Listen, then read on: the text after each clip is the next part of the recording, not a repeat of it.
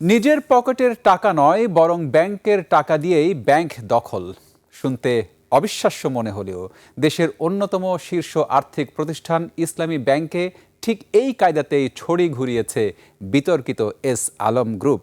Bangladesh financial intelligence ইউনিটের তদন্তে উঠে এসেছে 2016 থেকে 2017 সালের মধ্যে 22 জন প্রক্সি শেয়ার হোল্ডার এবং 24টি বেনামি প্রতিষ্ঠানের মাধ্যমে ব্যাংকটির প্রায় 82% শেয়ার নিজেদের নিয়ন্ত্রণে নেয় চট্টগ্রাম ভিত্তিক বিতর্কিত গোষ্ঠীটি। এরপর শুরু হয় ইতিহাসের সবচেয়ে বড় ব্যাংক লুটের অধ্যায়।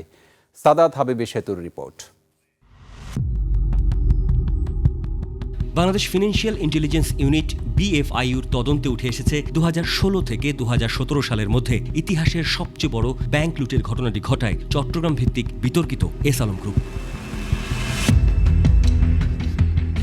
আইন অনুযায়ী কোনো একক গোষ্ঠী 10% বেশি শেয়ার কিনতে পারেন না, তাই এস আলম ব্যবহার করে ভিন্ন কৌশল। বানানো হয় কাগজে প্রতিষ্ঠান প্যারাডাইস ইন্টারন্যাশনাল। এই প্রতিষ্ঠানের নামে ইসলামী ব্যাংকের 71 কোটি 33 লাখ টাকার মূল্যের 2,23,000 শেয়ার কেনা হয়। এই টাকা এস আলম সুপার এডিবল অয়েলের ফার্স্ট সিকিউরিটি ইসলামী ব্যাংকের হিসাব থেকে স্থানান্তর করা হয়। অর্থায়নের অংশ হিসেবে momentum business centre, AP cable traders, invention trade internationals, পটিয়ার, আব্দুল আওয়াল অ্যান্ড সন্স, নবির ট্রেডিং এবং এক্সিটেন্স ট্রেড এজেন্সি সহ একাধিক প্রতিষ্ঠানের নামে নেয়া ঋণ ব্যবহার করা হয়। প্যারাডাইস ইন্টারন্যাশনালের ভাইস চেয়ারম্যান ও মনোনীত পরিচালক তানভীর আহমেদ সাইফুল আলম মাসুদের ভাগ্নে।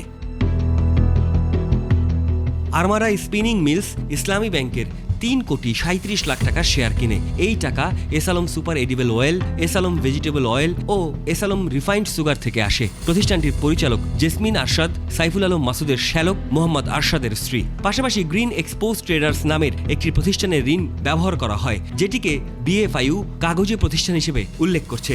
ফ্যাসিস্ট রেজিম তাকে সর্বাত্মক সহযোগিতা করেছে, তার জন্য এই এস আলম সৃষ্টি হতে পেরেছে। আমরা জানতে পারছি এই সরকারের কিছু লোক তাকে বিভিন্নভাবে সহযোগিতা করছে।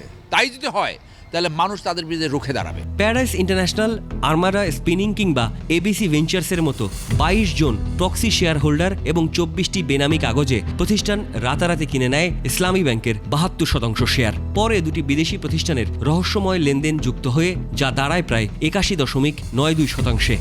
আর্থিক খাতের যে ক্ষত তৈরি হয়েছে অতীতে এবং সেই ক্ষত তৈরির পিছনে যারা হোতা ছিলেন, তো তারা নিশ্চয়ই এই সরকারের পৃষ্ঠপোষকতা পাবেন না বা কোন ধরনের সুযোগ পাবেন না এবং তাদের যথাযথ বিচার হবে, আর্থিক খাত ঘুরে দাঁড়াবে, এটা আমরা সবাই প্রত্যাশা করি। সরকারকে প্রথমে যেটা করা উচিত সেটা হচ্ছে যে ব্যাংক কোম্পানি আইনকে আবার ঢেলে সাজানো।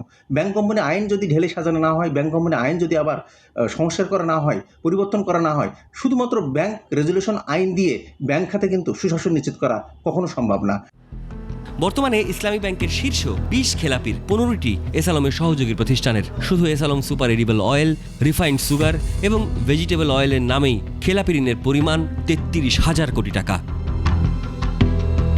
সাদাত হাবিবি সেতু, 21 টেলিভিশন, ঢাকা।